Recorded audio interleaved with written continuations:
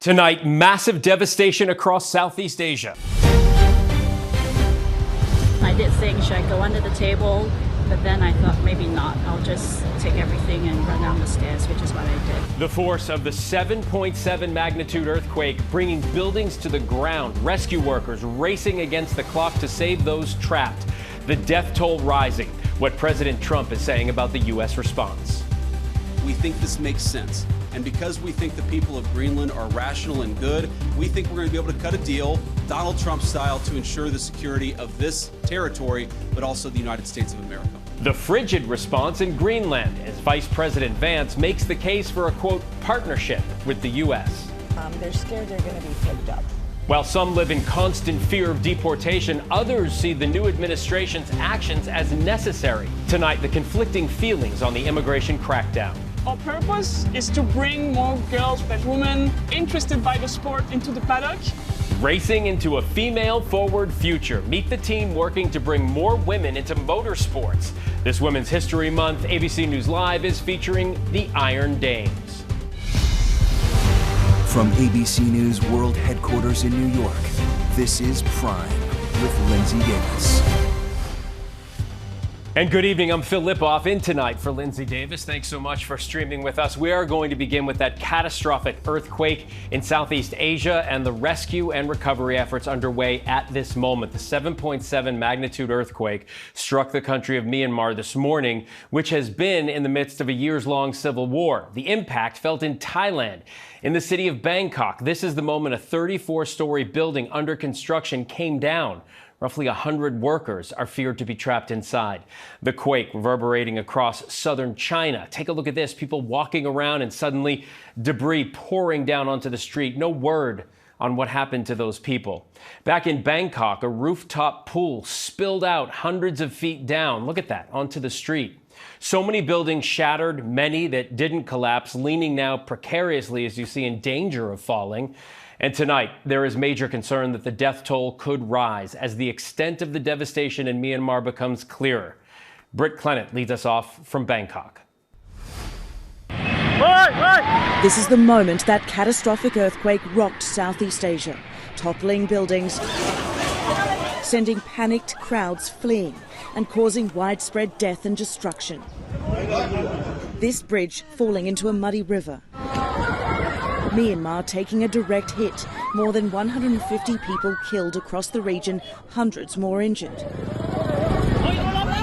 In Bangkok, Thailand, that entire 34-story skyscraper still under construction crashes down to the ground as workers flee for their lives. Clouds of dust and debris filling the air. Jack Brown on a nearby highway watching as the building fell. It was just horrifying to see that destruction. A desperate search for survivors tonight, rescuers carrying out the injured. Digging through the rubble, shouting to anyone who might be trapped.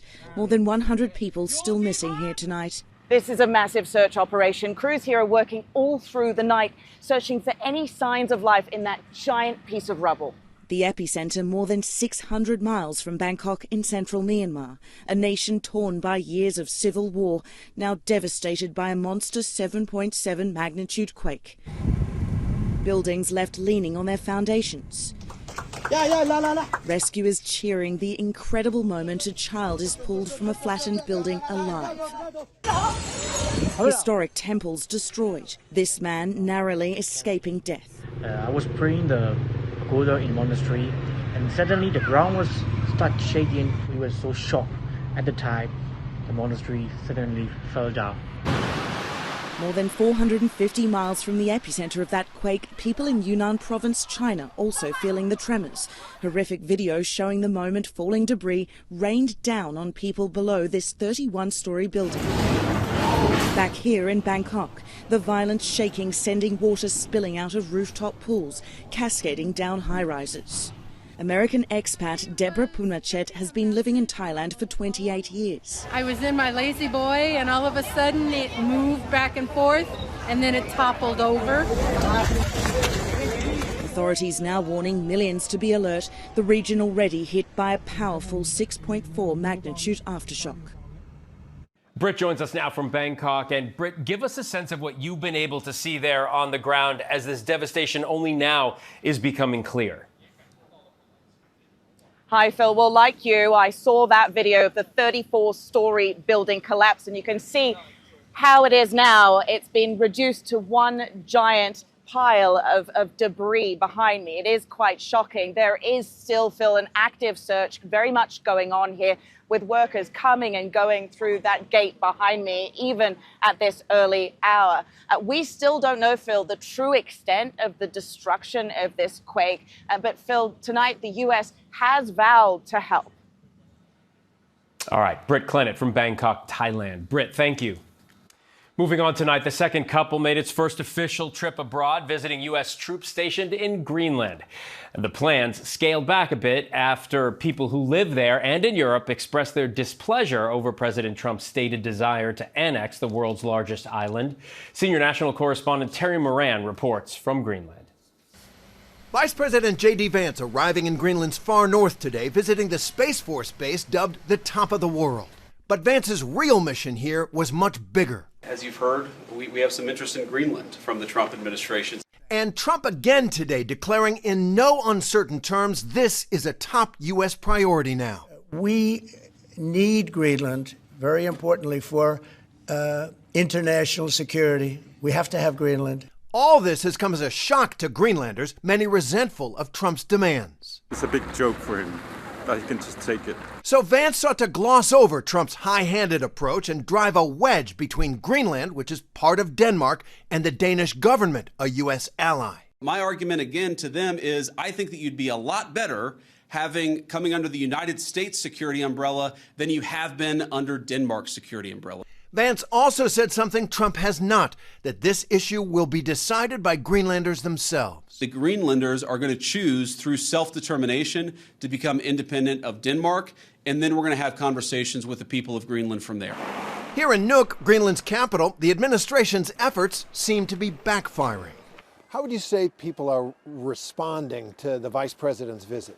Well, quite negatively, to be honest. People are afraid here in Greenland, and as I talk to people are actually sleepless about this because not knowing what the future holds. Is he going to strangle us economically? Is he going to put troops on the ground? It's everybody has their own fear right now. Vance also said, quote, "We do not think that military force will ever be necessary." The president has not said that. Meanwhile, the Danish prime minister declared simply Greenland belongs to the Greenlanders, and Greenland is a part of the Danish kingdom, and that is not going to change. Phil? All right, Terry, thank you.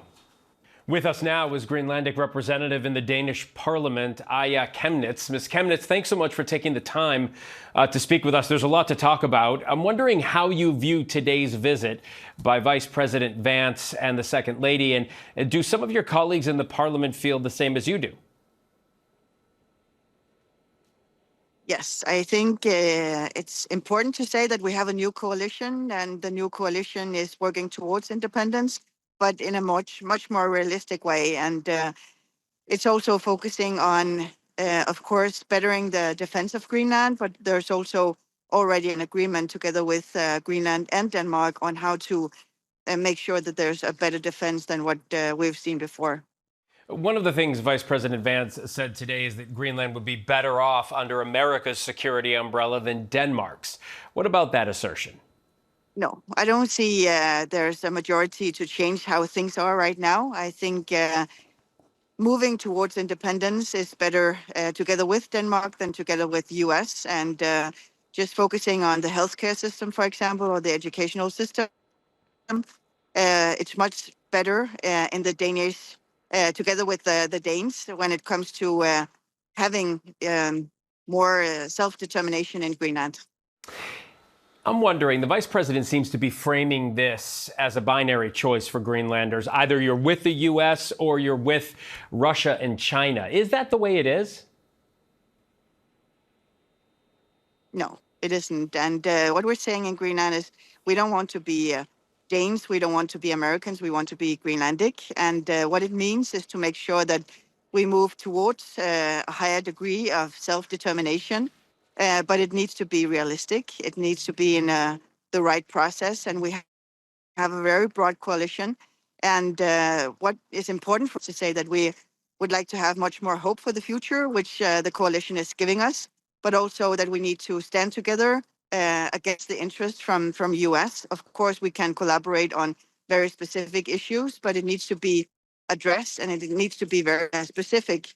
So it will be the new government of Greenland that will cooperate and collaborate with other countries, and therefore it's so important that we have this coalition now. The vice president also quoted President Trump today saying he doesn't think that military force is going to be necessary. I'm wondering, do you and your colleagues and Greenlanders in general believe the U.S. would ever take Greenland by force? You know, Greenland is not for sale, and Greenland is not something that you can just take over or control. We have our own people here. We have a democracy, and we have a majority. We have the coalition now, which is saying that the future is completely up to us. And what I'm seeing is a coalition that would like to have more determination and more self-rule. But it needs to be together with the Danish government first and foremost. And of course, we know there's many tasks that are waiting for us, both when it comes to defense, but also within the Greenlandic society. It doesn't seem like this is the case for what you've just told me, but the vice president also said today he believes Greenlanders will choose to become independent of Denmark and not just build a coalition. Is he right about that? I don't see that as something that's happening in the near future, and if so, we'll let you know. And it will be up to the coalition to put things forward. This is a path towards self-determination that is much more realistic, that is focusing on having 4 out of 5 parties in our own parliament here in Nuuk, in Greenland. And it will be very important to make sure that everything that is happening in Greenland is involving us as Greenlanders, and that's why we say nothing about us without us. Greenlandic representative in the Danish parliament, Aya Chemnitz, thank you so much for your time. Back here at home, the flood emergency in Texas has turned deadly. At least 3 people have died that we know of. Parts of that state receiving as much as 18 inches of rain, flooding roads, submerging cars, first responders performing dozens of water rescues. To the east, the Carolina wildfires exploding in size as hundreds of firefighters race to get the upper hand. ABC's Faith Abube reports. Tonight, more danger for the deep south after a flash flood emergency overnight. Buckets of rain in South Texas, more than a foot of rain in spots, killing at least 3 people. First responders in boats rescuing dozens of people from their vehicles in McAllen. Vehicles bobbing in the water. In the Carolinas, new red flag warnings and dangerous conditions for firefighters on the front lines battling the Black Cove Complex fire in North Carolina. Crews intentionally set this fire just feet away from this house, burning up all the debris that a wildfire could use to destroy it. The fire is still just 17% contained. Is there a physical impact on your firefighters as they're out there working hours on end? Fatigue. So this is my local district here. And we've been fighting fire for over a month now. In South Carolina, the Table Rock Complex fire exploding and expanding in size overnight, now nearly 17 square miles. We got a lot of work to do. It's going to take a long time to get this contained. Authorities say charges for those responsible for setting the Table Rock fire are coming, but the priority now is fighting the flames. In addition to the floods and the fires, we are tracking a massive cross-country storm. WABC meteorologist Danny Backstrom is here. Danny, where is this storm tracking? This next system, Phil, across the country, but let's start with what's impacting us right now. Tonight, still heavy rain and a tornado watch in parts of the southeast. That tornado watch until 7 p.m. local time for eastern Texas and parts of Louisiana. Then we're looking at the potential for the heavy rain that can lead to flash flooding from Lake Charles tonight into Alexandria as we move into tomorrow. Then we're watching that next storm system, right? This is a major system bringing significant impacts. We could see strong storms for portions of the plains by Saturday, but Sunday is when we're zeroing in for the potential for our next severe weather outbreak. catastrophic. We're looking at a really good shot for damaging winds, large hail, and tornadoes. And again, that's for such a large area, major metro areas like Little Rock up through Indianapolis. Then that storm system continues to track east. It brings the potential for damaging wind, large hail, and frequent lightning moving toward Monday from the southeast up the I-95 corridor. So we're talking millions of Americans dealing with several days of potentially dangerous impacts. Phil? All right, Danny Beckstrom. Danny, thank you. We're going to turn now to President Trump's tariff threat and also a nosedive on Wall Street. The Dow again plunging hundreds of points to close the week.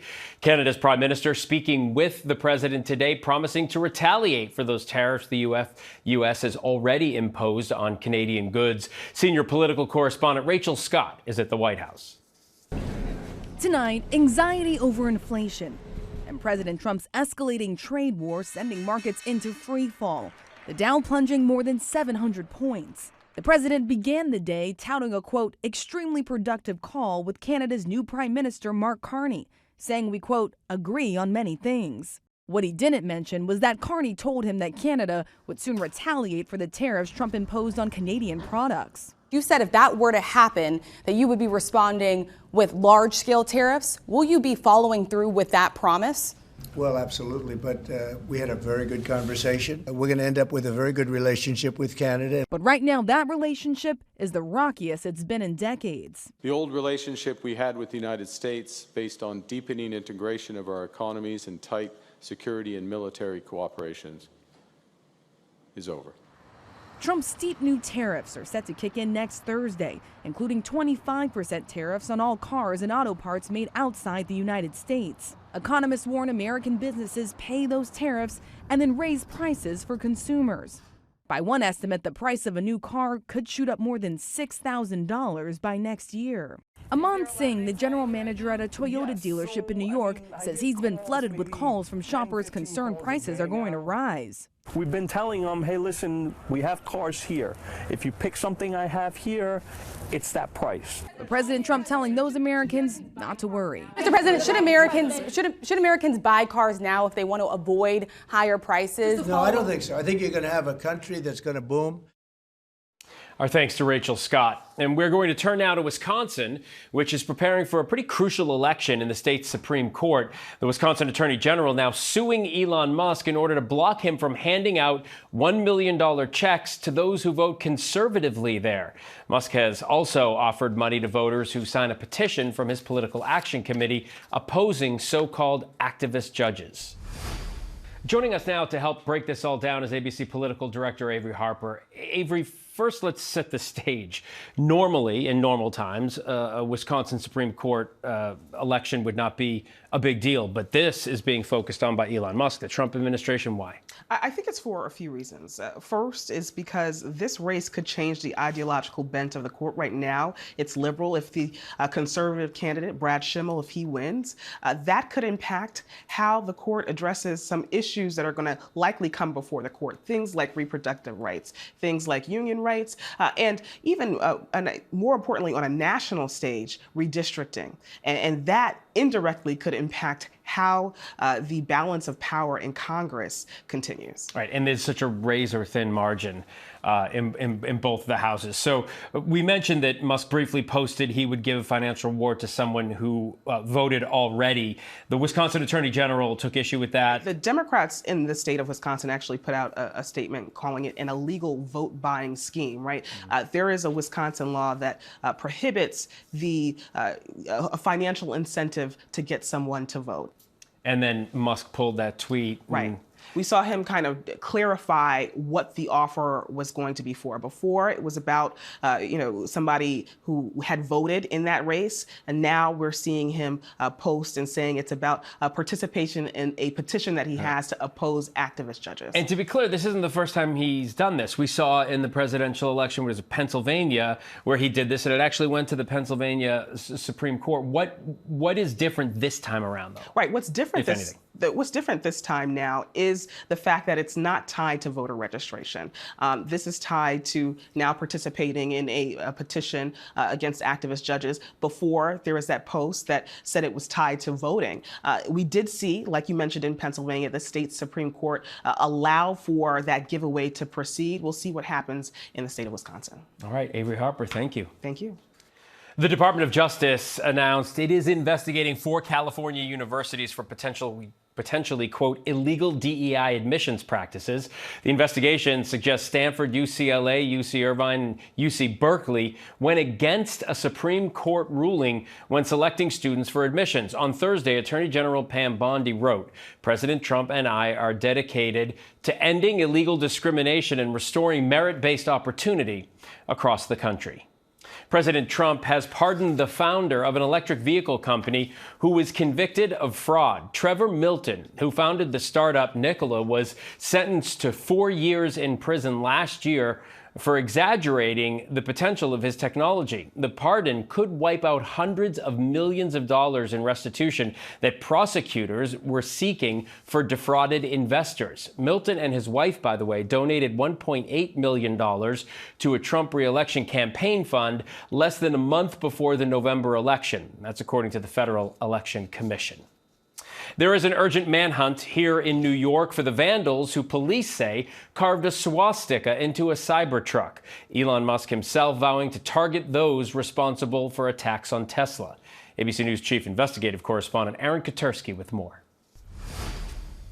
Tonight, police in New York City are looking for the 2 men in this video. Police said the pair carved the word Nazis and a swastika onto the doors of a Tesla Cybertruck parked in Brooklyn before fleeing on foot. Police are also looking for these 2 masked individuals in connection with a red swastika painted on a different Cybertruck in Manhattan. It's not only vandalism, police say, it's a possible hate crime. They're all part of a growing number of attacks against Tesla across the country, from Las Vegas to Seattle to Fargo, North Dakota. And they come as Tesla chief Elon Musk leads the Trump administration's cuts to the federal workforce. Scores of protests outside dealerships. A Tesla owner says he was driving in Cherry Hill, New Jersey, when his car's cameras captured a red Acura passing him, making a U-turn, then attempting to block the road, the driver asking not to be identified. He pulled over super close to my car and just started screaming the F word towards me and my child. The FBI has announced a new task force to investigate these incidents, and Musk telling Fox News, "We're going to go after them."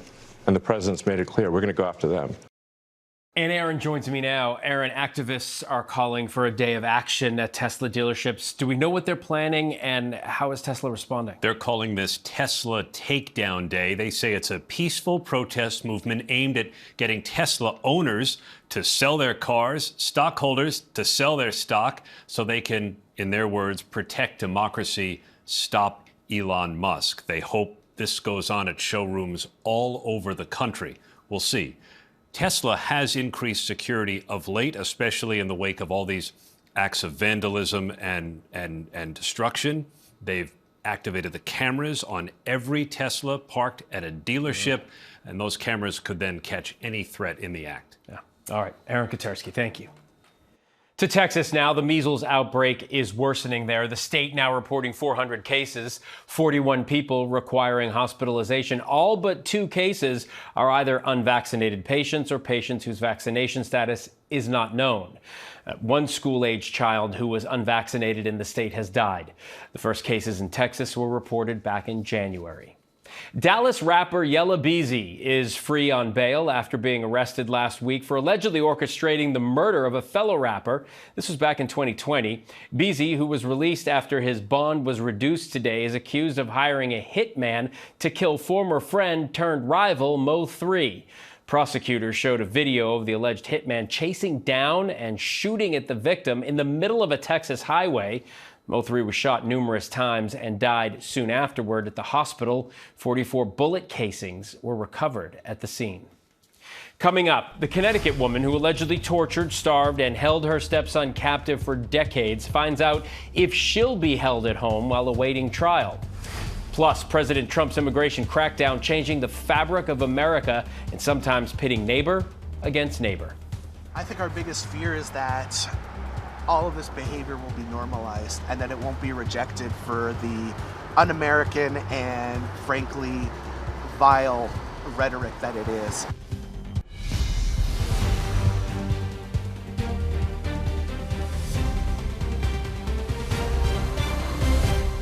Welcome back. The Trump administration today asked the Supreme Court to lift a judge's block on deportations under the Alien Enemies Act.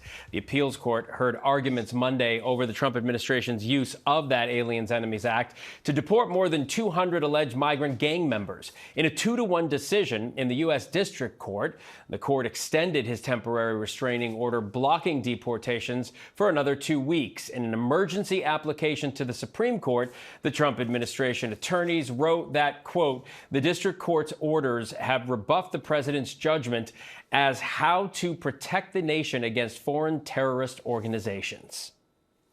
As the State Department revokes hundreds of student visas from immigrants it says are, quote, involved in things like vandalizing universities and creating a ruckus, the effects of the administration's crackdown causing mixed feelings. In Chicago, one restaurant owner has seen business decline as another community member says it is time to take care of our own.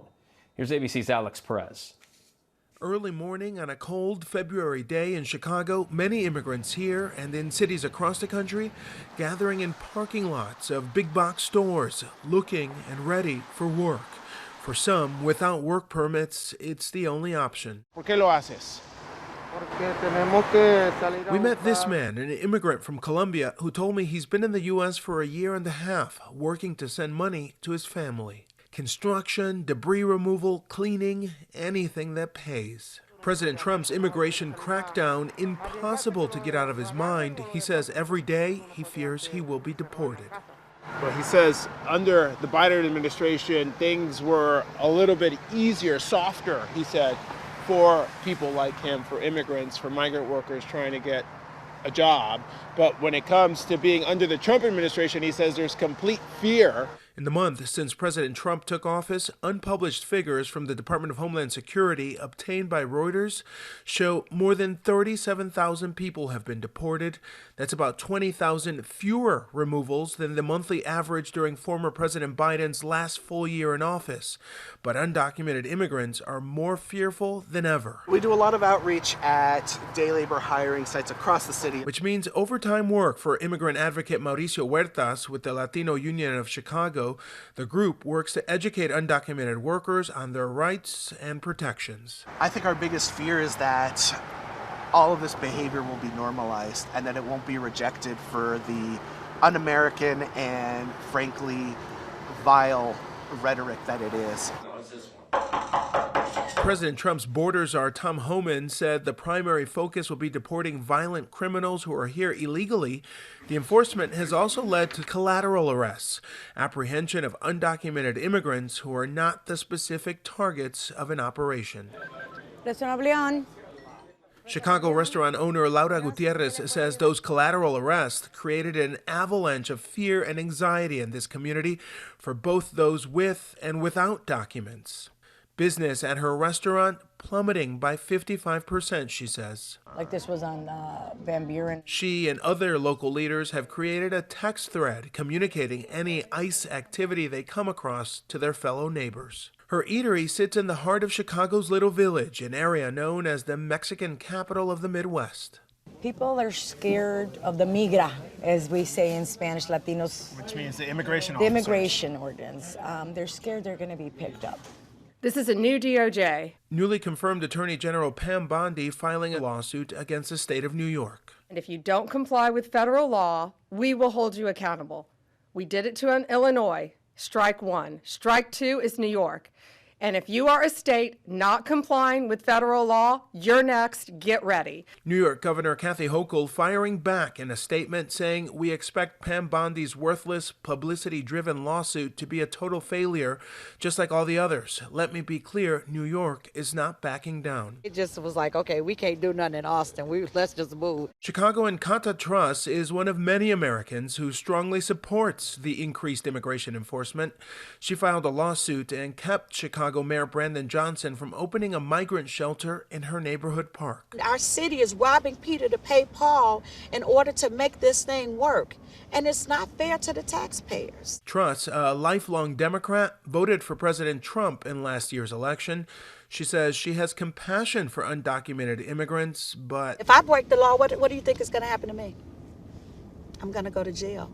It doesn't matter whether or not I was trying to feed my family. Truss believes struggling American communities, especially U.S.-born blacks and Latinos, should be first in line when it comes to resources and money being used for those here in the country illegally. We are all fighting for the same resources. When you're diverting resources from one place to another and taking from people who are already suffering, already blighted, already don't have, to give to someone else, you're going to have discourse. With sanctuary cities gearing up for battles in court and the Trump administration promising to increase deportations, the undocumented immigrant we met from Colombia says all he can do at this point is pray and hope for the best. He just turns to God every day when it comes to his goals, and that God will allow him to reach those goals when it's time, but he's not there quite yet.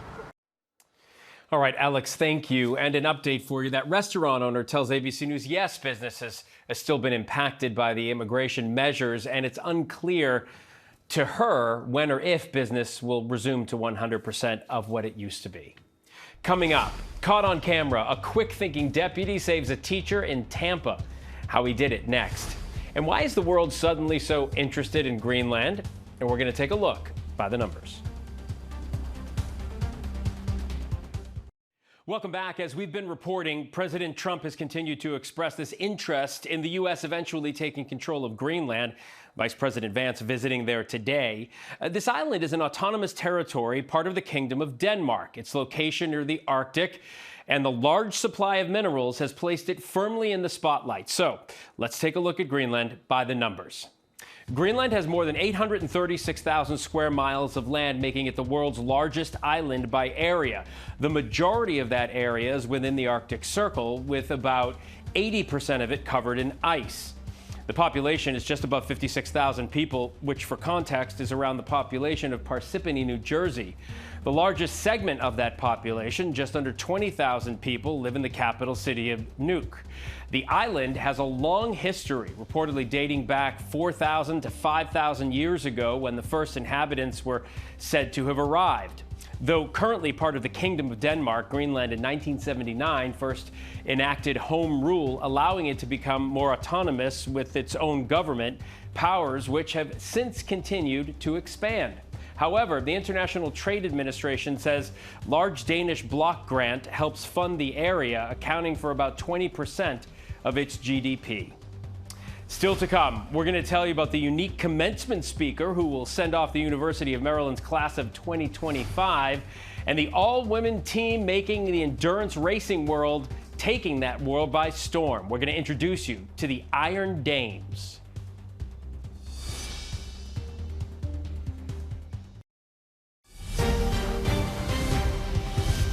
Welcome back. A Florida first responder saves the day in a school classroom. Utah issues a first ever ban on fluoride, and our nation's capital celebrating an annual rite of spring. Those stories and more in tonight's rundown. Kimberly Sullivan, the Connecticut woman accused of holding her stepson captive for 20 years, pleaded not guilty to charges against her, including kidnapping, felony assault, and cruelty. Her 32-year-old stepson, whom police have not identified, deliberately set a fire to draw first responders to his home. Body camera footage shows the moment firefighters found him. Police say he weighed only 69 pounds. He claimed he had been locked in a small room with no heat and little food since he was 11 years old. Prosecutors wanted the stepmom put under house arrest, but a judge instead ordered her to wear a GPS ankle monitor.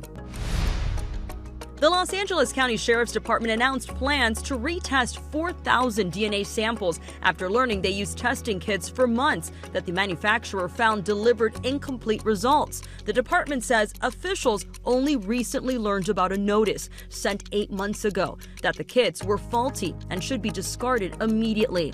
It was unclear exactly how many criminal investigations may have been impacted.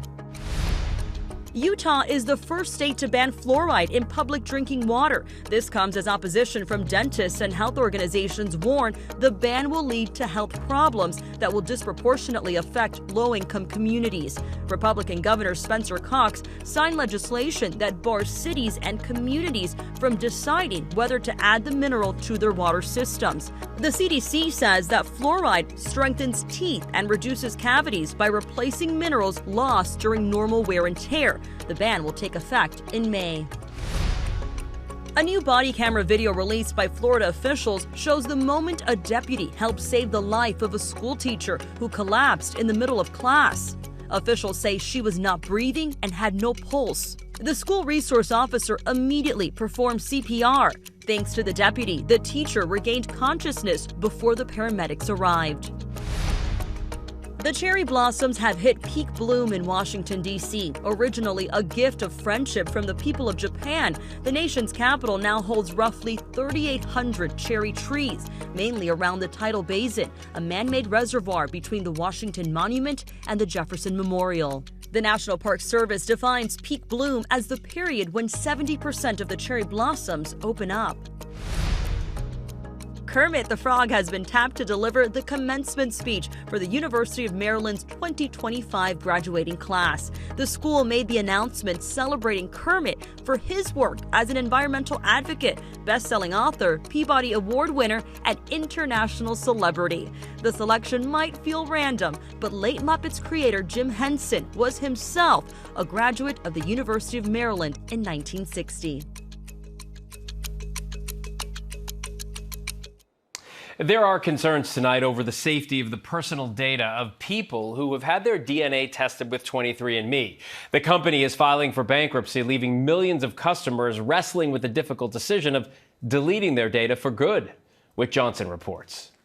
What does DNA even stand for anyway? DNA stands The fate of DNA testing company 23andMe hangs in the balance after filing for bankruptcy, leaving many of its millions of customers scrambling to erase their profiles and data. This bankruptcy announcement is certainly a privacy nightmare for consumers. Some state officials, like California's Attorney General, telling customers to consider their rights, directing them to delete their data and ask the company to destroy any samples of genetic material. Companies have anywhere between 30 to 45 days to delete the data. It's so important to do it now before this data changes hands. The company, once a genealogy pioneer, known for those saliva-based sample kits, identifying genetic health risks and most notably, connecting long-lost relatives. 23andMe data. Back in 2014, my own test unlocking a family bombshell. My father, Steve, was adopted. We knew nothing about his biological parents until my DNA linked with a close relative on 23andMe, who turned out to be my dad's brother. My DNA test was that missing link. It was the missing link. And that's the key thing. This was the moment my dad and his brother Bear Backer met for the first time. Long time no see. 7 years. How are you? Ooh, I heard that back crack. How are you, brother? Good. Wow. Over the years, that discovery led to another brother and possible sister on my grandmother's side, and just recently, 2 more brothers on my grandfather's side. How would you characterize the reward that this information has brought to you in your life? Well, like I say, most adopted people at some point or another wonder what's out there. And then you find that you have a brother, you learn about who your mother was. It sort of rounds out the feeling about who you are as a person. But now, 23andMe users with similar stories of family connection are facing the difficult decision to remove the data that led to those breakthroughs and bonds yet to be made. It does make me sad because it means that a lot of people who would have had the experience that I had won't have it because people just won't sign up for this stuff. And while I decided to erase my data, your data has been deleted. My dad feels differently. I'm not going to delete my data. For the handful of people that are really seeking information, this is the only way you're going to get it. A tough choice. Our thanks to Whit Johnson for that. Since motorsports began, the track has been dominated by male drivers, but one team is racing to change that, driving a hot pink Lamborghini. The Iron Dames are an all-women endurance racing team who've proven women can not only compete, but win on the world stage. For Women's History Month, we are taking you inside life in the fast lane at the Sebring International Raceway in Florida, where the Iron Dames have entered one of the most prestigious International Motorsports Association endurance races in the country.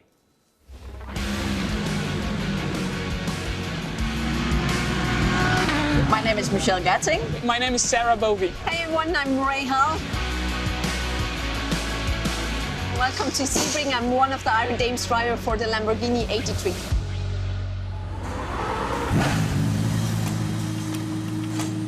We have the 12 Hours of Sebring coming up tomorrow. It's a part of the IMSA Endurance Championship, and we are here competing with our pink weapon. It's a Lamborghini Hurricane GT3, around 510 horsepower. It's one of the few engines that is still V10, so the sound is always amazing. It's a beautiful car, very easy to recognize out there. We have 3 drivers in different sizes. Each of us have our own insert, which is very comfortable because we need to be sitting in there for hours. So keep an eye on the pink Iron Dames 83. Welcome to qualifying for the IMSA WeatherTech Sports Car Championship. It's the 72nd annual Mobile One 12 Hours of Sebring, right in the middle of Florida.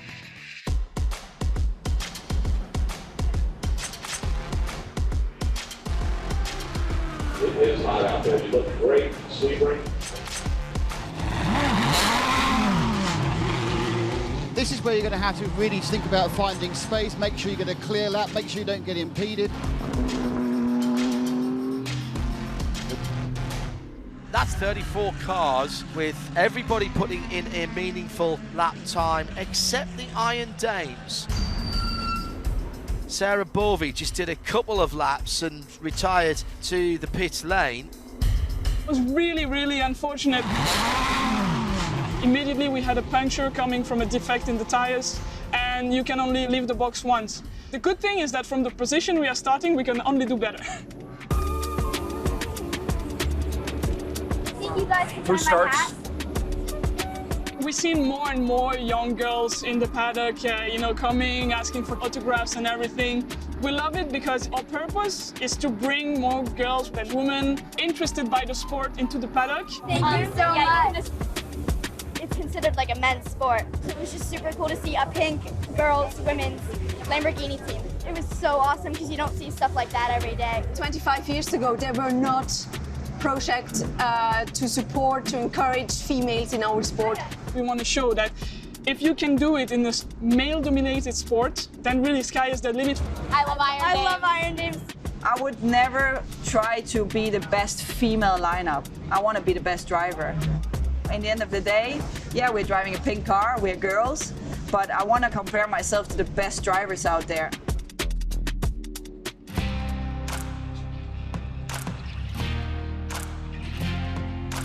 Sebring is one of the most physical races of the season. Between the bumps, the temperature, the fights on track, it's really intense. It's a race that starts early in the morning and finishes late in the evening. It's long for the drivers, it's also long for the engineers, for the mechanics, for the strategists. Sarah, Rahel and myself will be fighting out there, trying to reach the checkered flag. But we're struggling quite a bit, so we know we are facing a very, very difficult race. Driving the 83 machine, it's Rachel Frey, Michelle Getty, and Sarah Bovey. Let's go, girls! Everybody has their own little ritual. I try to stay cool as long as possible. A few minutes before the start, there I let the tension come in.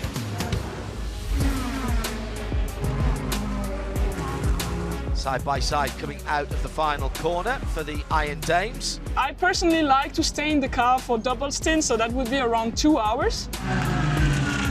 For a double stint, we burn around 1,200 calories. And the heart rates go between 155 to 165 from 1 hour to 2 hours. At the maximum heat of the day, we will be sure that we don't get into a stage where dehydration is so high that you start making mistakes.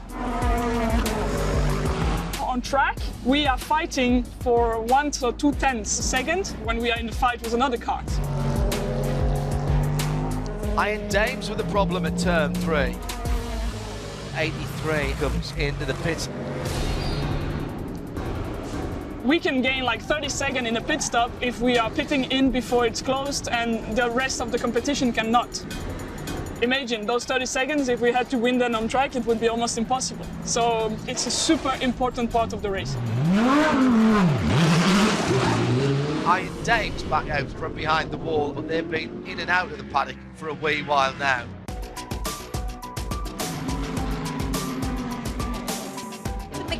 Working with the air hose was saying it's not working, and they said let's send her back out and see if it gets any better. Well, it didn't.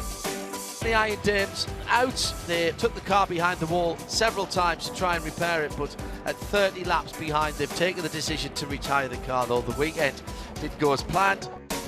We know that we're not going to win, which is hard to accept as a driver, but we also know that we are 3 girls that never give up.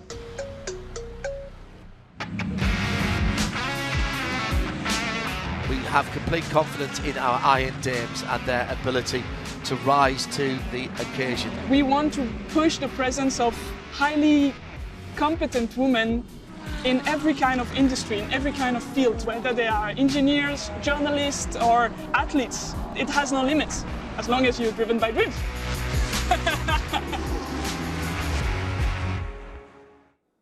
So the Iron Dames didn't let their showing at Sebring hold them back. They went on to take first place at the 4 Hours of Imola in Italy and placed top 5 in their category at the 24 Hours of Le Mans, where they were the only women drivers. That's our show for this hour. I'm Phil Lipoff. Stay with ABC News Live for more context and analysis of the day's top stories. And thank you for streaming with us.